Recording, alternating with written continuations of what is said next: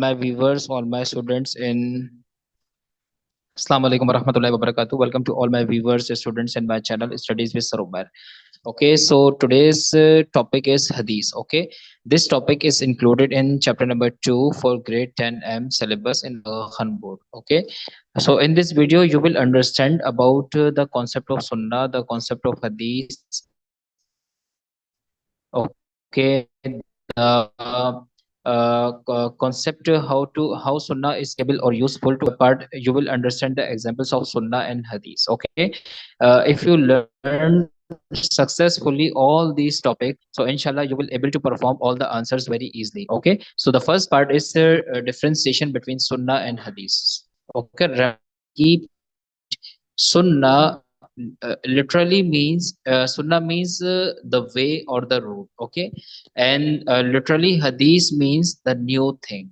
Okay, there are some commonalities in Sunnah and Hadith. If you use the word Sunnah, so it means the words or sayings of the Holy Prophet sallallahu alaihi wasallam, also the actions of the Holy Prophet sallallahu alaihi wasallam, and silent or you can say tacit approvals of the Holy Prophet sallallahu alaihi wasallam. Okay, hadith qawli, hadith faili, and hadith takriri.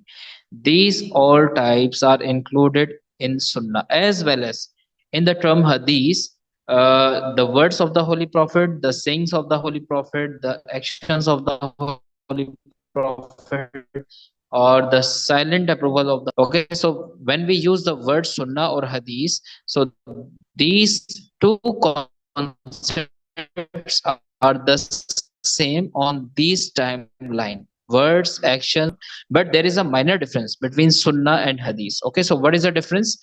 Sunnah is related to the practices for Ummah. Okay, when specific actions performed by the last Prophet sallallahu alaihi wasallam, it will be Sunnah, and it will be practiced for whole Ummah.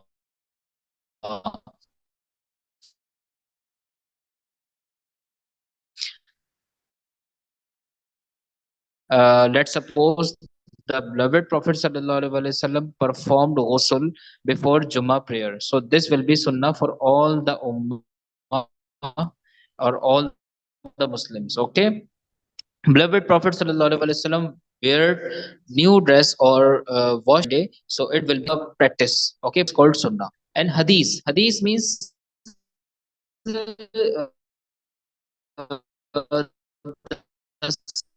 sayings of the Prophet, the actions of the Prophet, or the silent or tacit approvals of the Holy Prophet sallallahu alaihi wasallam. So hadith for Holy Prophet sallallahu alaihi wasallam, for example, beloved Prophet sallallahu alaihi wasallam performed 9 marriages. Okay, so this is specific and this is special for the last Prophet sallallahu alaihi wasallam, not for all. Okay, so understand this point. So this is the these are the minor differences between Sunnah and Hadith. Okay, the next part, how Hadith or Sunnah is applicable or useful to understand the verses of the Quran. So remember that, and don't forget, Hadith or Sunnah makes Quran more understandable and more accessible. Okay, Hadith provides some insights and guidance about the wisdom of the Quran, about the instructions of the Quran. For example, Quran said, "Aqimus salah," perform salah. So, what is the method of salat? What is the how many rakas of salat? These all explanation are can be found in the Sunnah or Hadith. Okay, the last Prophet sallallahu alaihi wasallam also explained the price or rate of zakat. Okay, Quran mentioned wa'atu zakat. Okay, perform zakat or pay zakat. So what is the explanation? So explanation can also find in the books of Hadith, the books of Sunnah. Okay, the last Prophet sallallahu alaihi wasallam fixed the amount of zakat, the consumers of zakat. So it means shortly we can say Sunnah and Hadith explain the insights of the wisdom of the Quran and instructions of the Quran.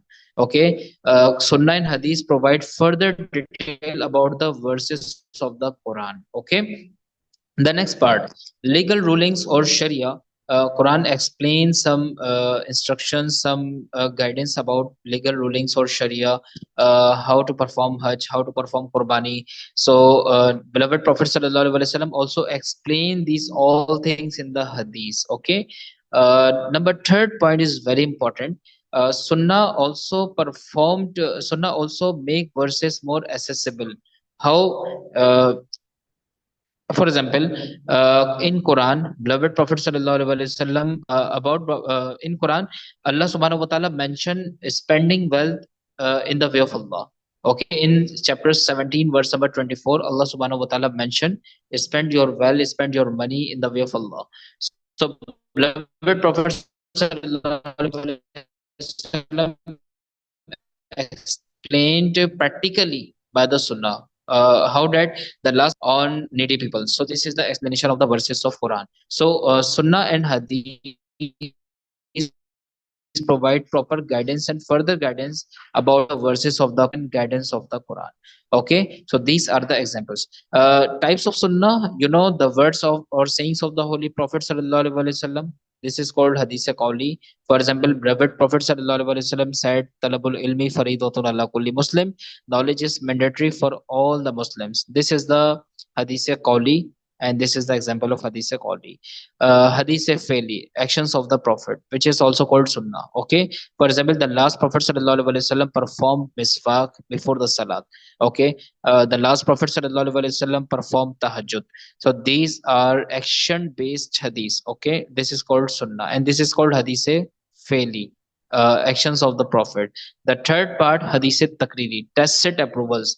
When the last Prophet sallallahu alaihi wasallam saw some archers that they are practicing in the masjid, inside the masjid. So beloved Prophet sallallahu alaihi wasallam, after seeing archers, remained silent. So it means this is the silent approval for from the side of the Holy Prophet sallallahu alaihi wasallam to the archers to practice inside the masjid. So these are the types of hadith and these are the types of sunnah. And you have understand, alhamdulillah, how sunnah is support and how sunnah is applicable to understand the Quran and Majid furthermore. Okay, so I hope this video will be beneficial to all of you. I have complete notes of chapter 2. If you want these notes, if you want to gather these notes, so you can contact me in the description. My contact number is also mentioned.